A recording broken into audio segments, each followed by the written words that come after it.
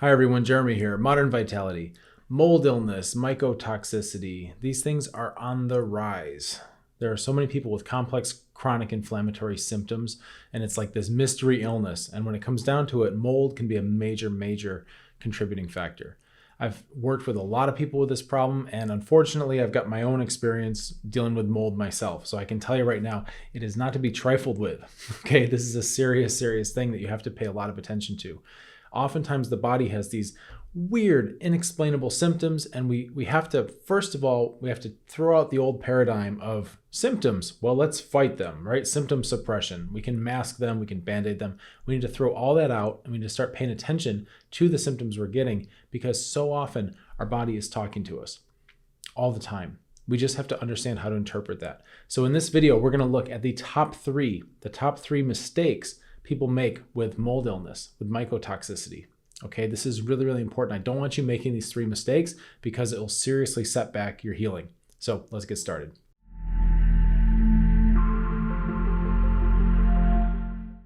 Mold exposure can come from foods. Sometimes it's in certain foods we eat. You can test for that. But oftentimes it's from a building, your house, where you work, that kind of thing. Sometimes it can even be in your car.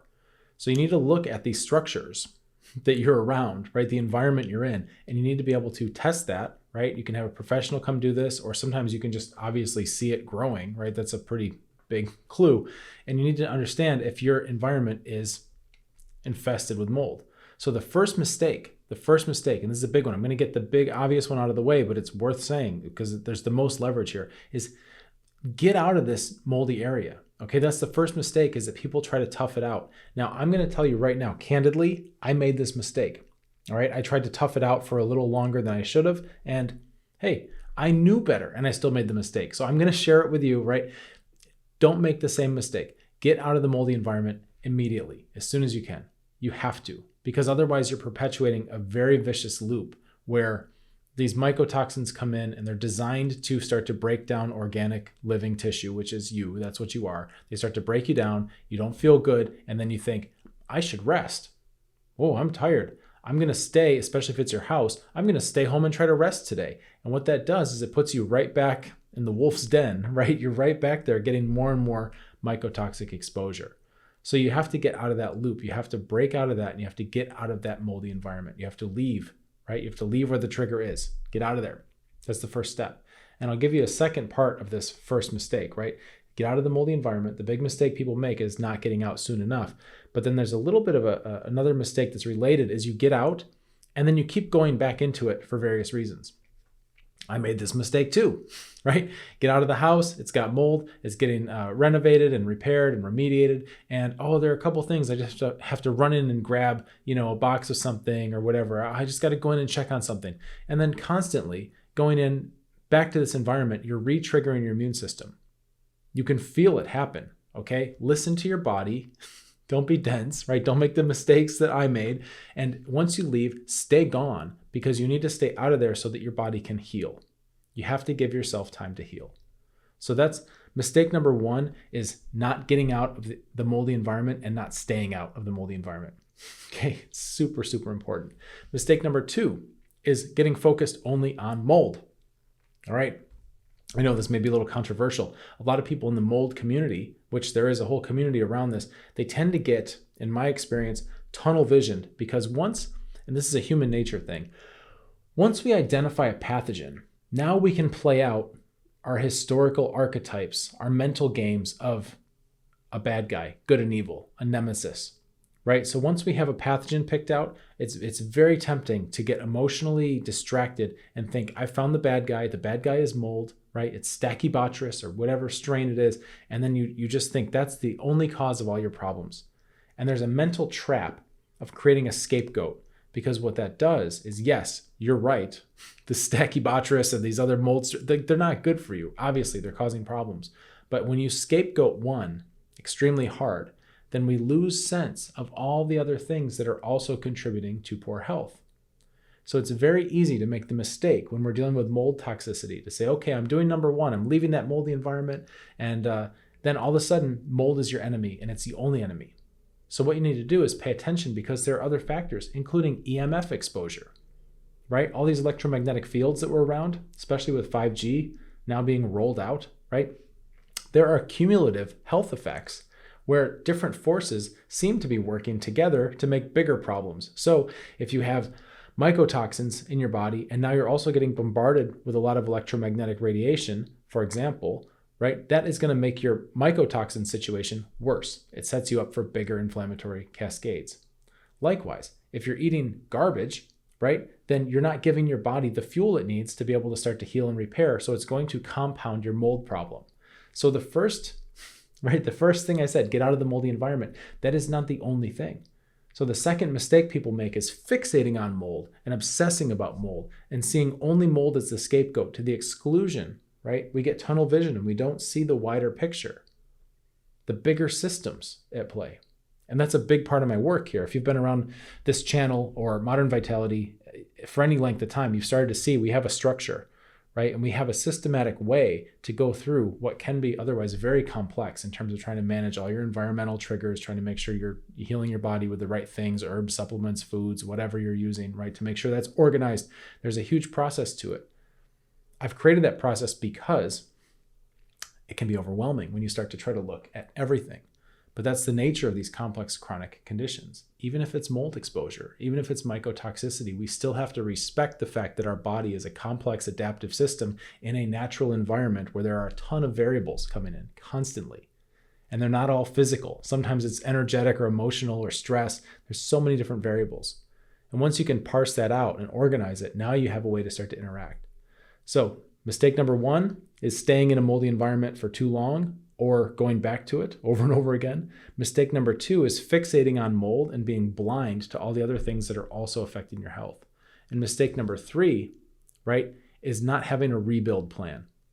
Just like with a house, with a moldy house, you're going to have these things in the drywall, maybe in the wood, wherever it is, in the floor, wherever the mold is growing, and that has to be ripped out to remediate a house.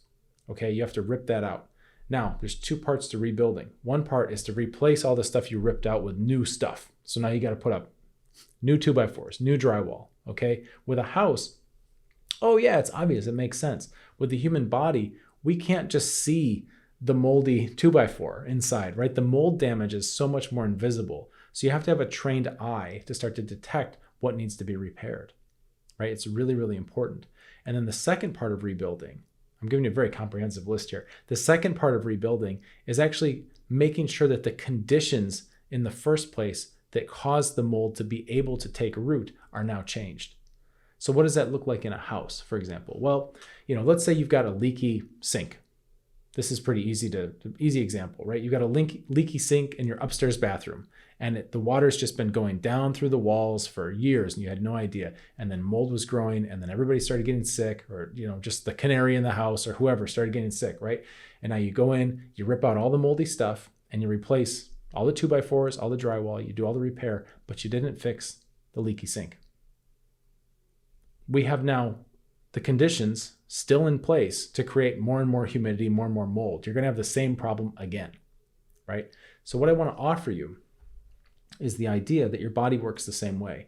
Now, this is something that conventional medicine is maybe at the cutting edge of research. They're starting to understand this and validate things that traditional medicine has known for thousands of years. And I've got a very strong background in Eastern medicine, so I come with that advantage. It's a bias as well, but I think it's an advantage because we're looking holistically at the system, meaning what are these conditions in your body that helped the mold take root, right? What makes you susceptible?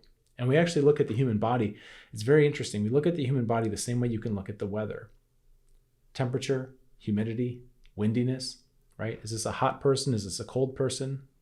Do you tend to run warm? Do you tend to get cold? Are certain parts warm and certain parts are cold and your heat isn't evenly distributed? What's the humidity like? Is this a person with a lot of dryness, a lot of dampness? Is it a mixed pattern, right? Dry here, damp there. For example, maybe you're retaining a lot of fluids, right? There's dampness inside, and then you have very dry skin. So the fluids aren't getting to the skin, right? This is making sense, I hope. Windiness, right? These kinds of things, you can look at the human body the same way you can look at an external environment. And just like in your home, any good mold inspector is going to be testing humidity. They have a little machine for this. You can get one if you want that plugs into your phone. It has an app. You can just test the humidity in your house and see what's going on there. because we need to find out, we need to assess, what are these environmental conditions? How did this take root, right? A lot of people, when they get out of mold, they go to the desert or a dry place like that. Why? There's no mold spores in the desert? No, of course there's mold spores in the desert. There's mold spores everywhere, okay? But the desert's inhospitable, right? It's less hospitable for mold, so it doesn't really take root.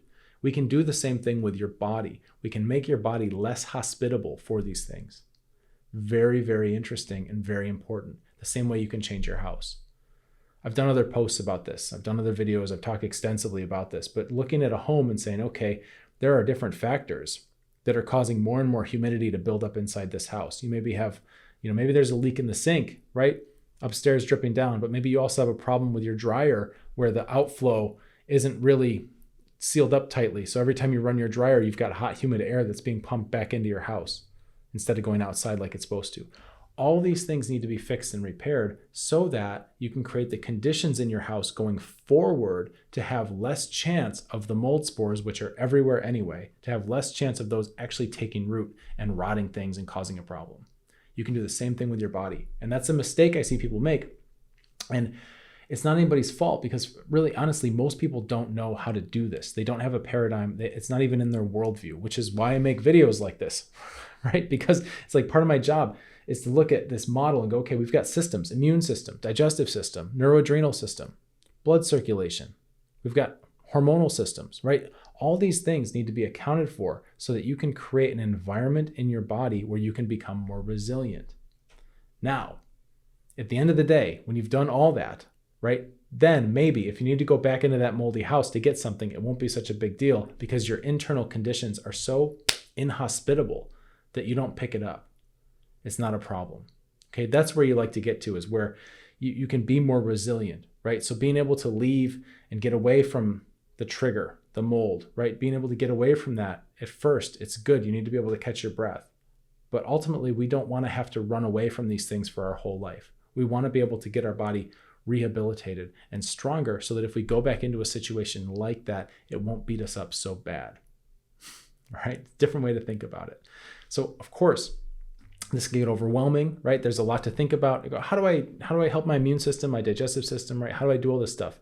Well, you can use all different types of methods, protocols, but the most important thing is to have an organizing principle and to really understand the order. Because I've found through my work that if we go in order with the 4 stages, right? Immune, digestive, neuroadrenal, and then blood circulation at the end, right? That most of the heavy lifting gets done up front. So you don't have to do a ton of other things. It gets easier as you go. That's what most people's experience is. If you are struggling with a complex chronic health condition, whether it's mycotoxicity, suspected mycotoxicity, or otherwise, right? There's a lot of these things. They tend to overlap, even Lyme disease, fibromyalgia, chronic fatigue. Now we have long hauler, right? Candida, reactivated Epstein-Barr. There's a ton of stuff that's now plaguing the modern environment. EMF sensitivity, right? All these conditions, multiple chemical sensitivity. There's a ton of overlap. And I find the process to help people get through that is pretty similar. There's going to be unique variations and things you have to consider for each person because we are all unique, but the overall process, the logic is pretty sound. So if you're struggling with a condition like this, please know that you don't have to struggle alone, right? You can actually be part of a productive group of positive people who are international and all working together. We're all healing. We're all on our own stages of our healing journey, and we're in a chat group. We're not on big tech, right? I'm not answering questions in a YouTube comments, right? I'm talking to the people in my group that have self-selected to come through and they're invested in getting better and they're asking questions and they're sharing their wins along the way. And when they have a backslide or, life happens, we can troubleshoot that. And I would invite you, it's free to join. There's a link in the description of this video. I would invite you, if that speaks to you, to join our group where you can ask me anything, right? You can get to know some of the other people that are lovely, that are on this journey together. You get access to a whole vault of interactive videos that I've put together to help you figure out your practical next steps. You can learn more about specific herbs we use. There's a lot in there. It's a wealth of information and it's lovely people and we're all very bright, sophisticated, and positive. And there's not a lot of negativity or anything like that. Even if you're shy, even if you're more of an empath or an introvert, I think you'd fit in just great. So You can find the link. We keep a cozy group. I usually cap it at 100 or 200 people so I can get to know the people in there and answer their questions. And it's more of a high touch environment. I like it that way, but it does fill up rather quickly. So if I see your application come through and it looks good, like you're going to be a good fit, I'll let you know and I'll get you in as soon as I can. But I have to say, like, there might be a bit of a wait, and I try to be fast with that.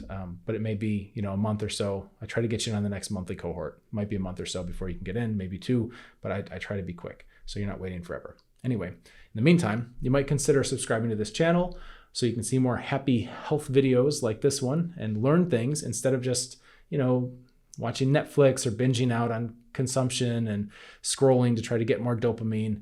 Maybe you could train the algorithm to show you more and more videos like this video that help you learn how to reclaim your health. All right, let's get you feeling better. Cheers.